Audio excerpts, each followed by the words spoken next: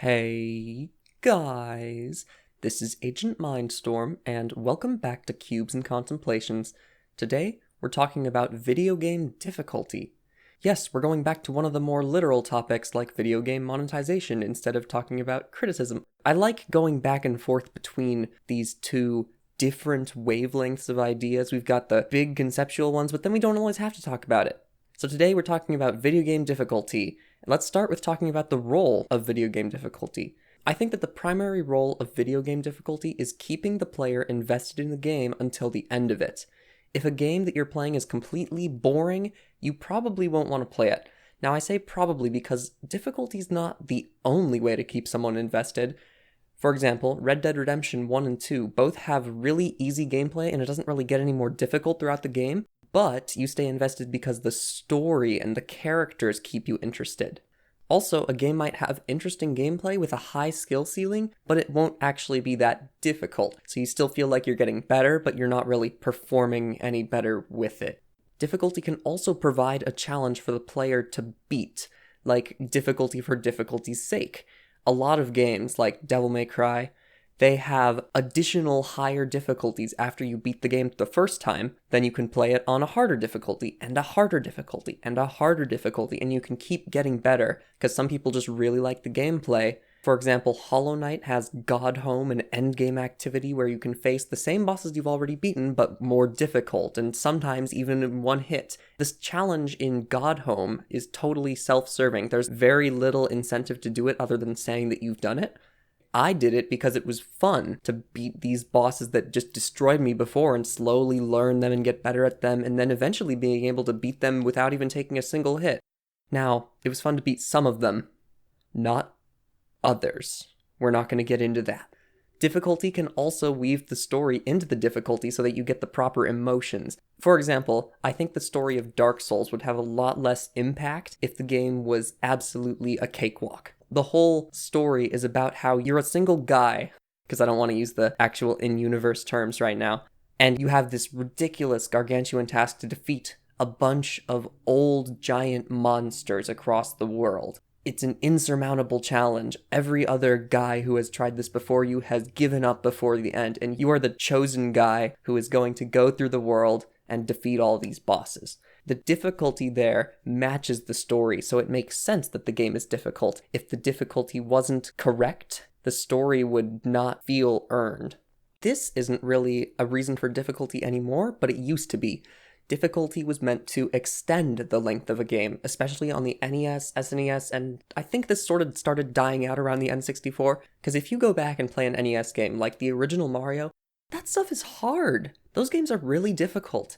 You have to deal with clunky controls, slightly weird mechanics, gravity and stuff just doesn't always feel great, and the game is designed in a difficult way so that it takes you longer to beat it. Because if you just run through Mario, you can beat the game in 5 minutes if you're a really good speedrunner. It'll probably take you like 20 minutes to beat it if it wasn't that difficult, because it's just 8 worlds, 4 levels, you can skip most of the worlds if you want to.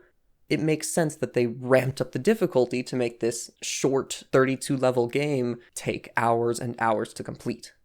In my opinion, difficulty's role should not be to beat the player and slow them down, to just beat them around, to stop them from making progress. That is NES level thinking. We're beyond that. We're better than that. Difficulty's role is not to annoy the player, unless there is like a specific reason, if it's intertwined into the story, but even still, that's annoying. Your game should not be annoyingly difficult. It should not decrease the amount of fun a player is having. A player should want to rise to beat the challenge of the difficulty. If the difficulty is so high that the player is just getting frustrated, it's not a very well-designed experience. Finally, this is a big one. You might want to pay attention to this because we're going to talk about it later. Difficulty's role is not to determine whether or not you're worthy of playing the game. Now that we've determined the role of difficulty, let's actually examine how games usually present difficulty. There are 3 main difficulty types that I was able to think of. Now, these are very, very broad. You can fit so many different types of challenges within these categories, so don't think this is some sort of comprehensive list either. There might be more that I just didn't think of, but the 3 main ones I can think of are 1, reacting difficulty, 2, thinking difficulty, and 3, leveling difficulty. The first one I mentioned, reacting difficulty. This is pretty much any real-time combat game, like an FPS, or a Souls-like, or platforming games. Anything where you have to move around and deal damage in different intervals is basically reacting difficulty. Even if you don't have to deal damage, even if you just have to move around and dodge stuff to stay alive. That's the most simple kind of difficulty. Even Telltale games use reacting difficulty because you're certainly not getting any challenge running through the story. I'd say reacting difficulty is the most traditional type of difficulty because when you think of a video game, you don't think of a puzzle game off the bat. You think of someone shooting somebody with a gun. The second type of difficulty, thinking difficulty, is a complete 180 from reacting difficulty. It's difficulty based around puzzles and logic. People can create evilly difficult puzzles with equally interesting solutions. You might immediately think of puzzle games when I say that, but this doesn't always have to be associated with puzzle games. Also, anything that is turn-based, because you don't really have to react in a turn-based game, except Paper Mario. I'm not sure where Paper Mario would fall, probably still in puzzles and logic difficulty. Anyways, what I was saying, platformers can also be considered a thinking difficulty game, like Celeste. Even though in Celeste it can be difficult to execute what you want to do, it is equally difficult at the start to even figure out what you're supposed to do. That's half the challenge. The third difficulty, leveling difficulty, is difficulty based around numeric levels applied to you and your foes. The biggest number usually wins. This is definitely the most artificial difficulty in the list. It's typically found in RPGs, MMOs, really anything that has a leveling system. Think Destiny, Fallout, Dragon Quest, Final Fantasy. Sometimes in these games, if you get into a fight with an enemy who's a few numbers higher than you, it can just be impossible. Like in Destiny, if you get to an enemy who has about 30 levels more light than you just can't even hurt them. It'll just say immune. In Fallout and Skyrim, if you get to an enemy who's way above your level, you can spend ages hacking at an overly inflated health bar. This is usually used alongside a different difficulty type, because by itself, leveling difficulty is very, very tedious. So for example, Dark Souls has leveling difficulty and reacting difficulty. Reacting difficulty is the primary gameplay, but then if you don't engage with the leveling systems, you will find yourself facing enemies that are stronger and stronger, and you do not get stronger. Dragon Quest is a game that has leveling difficulty and thinking difficulty. You don't really have to be fast in this game, but if you're not consistently improving your character by getting XP from completing battles, you are going to be horrifically underleveled at bosses and they will just demolish you. Of those three types of difficulty, I usually prefer reacting difficulty and maybe a touch of leveling difficulty. The reason I like reacting difficulty so much is because it's usually associated with a fun core gameplay system. The one big exception I can think of, I mentioned it before, Telltale games. Reacting difficulty, totally unengaging and boring. But for the most part, you get games like Hollow Knight, The Messenger. I guess you can include Ori and the Will of Wisps, because the games are more focused on becoming better at the mechanics than just leveling up a number. You still have to level up yourself every once in a while, but mostly you're focused on playing the game better. It also adds replay value, because when you go back through the game a second time, you can be like, oh my gosh, I remember when these guys destroyed me. I couldn't even touch them, and now I'm destroying them without taking any damage. This is very different from a thinking difficulty game. A lot of games with thinking difficulty, you won't even be able to run through again. Like puzzle games, you will never have the same sort of experience the second time because you'll already know half of the puzzles, and the ones that you don't recall, you'll be like, well, I used to know how to do this and now you're just annoyed. And then in a game that's more based on leveling and thinking, like Dragon Quest or some other JRPG, you'll just be like, I don't want to farm enemies again for 30 hours so that I can be back to the same level, because you're not really any better at the game than the first time through, you just have less done. Anything other than light leveling difficulty for me is annoying. Like Skyrim, when you're fighting a very average enemy with a super high number applied to him, like a bandit leader, the enemy isn't any more difficult, the fight is not interesting, but it's still really tedious and long. But once again, I do like leveling difficulty when it's a light thing, when it's not the core gameplay. In Dark Souls, I need to pick better examples. I keep using Dark Souls as an example, but seriously, in that game, when you level up, it makes you feel stronger. You're like, I got more health, I got more stamina. If I have to go far out of my way to engage with those kinds of systems, then I get bored. don't think I'm saying that I don't like thinking difficulty games either, but I really don't like them as much as reacting games. Most turn-based games bore me, so I don't consider myself much of a fan of the thinking difficulty.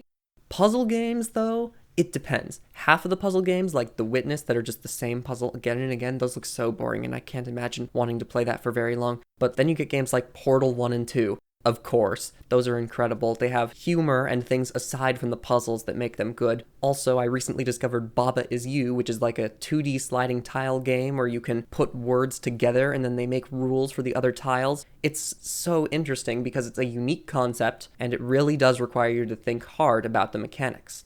Here's a topic that'll definitely get people angry at me if I talk about it for very long, so you know what? Let's talk about it anyway. Accessibility and video game difficulty.